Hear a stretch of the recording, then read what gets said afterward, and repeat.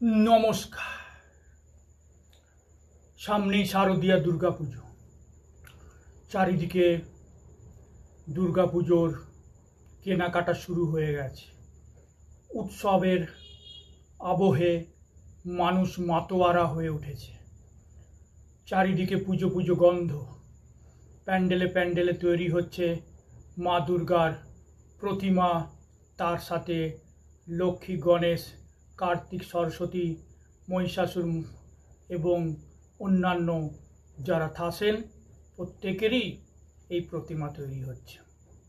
কিন্তু যাদের নানা রকম বিপদের মধ্যে আছেন, বিপদ থেকে মুক্তি হচ্ছে না, নানা রকম আর্থিক অনার্থিক থেকে শুরু করে শারীরিক থেকে শুরু করে অন্যান্য নানা ধরনের বিপদ, শত্রু, এই শত্রুর হাত থেকে মুক্তি পাচ্ছেন না অনেক উপায় করেও, ওনাদের জন্য এক বিশেষ উপায় এই দুর্গাপুজোয় করবেন।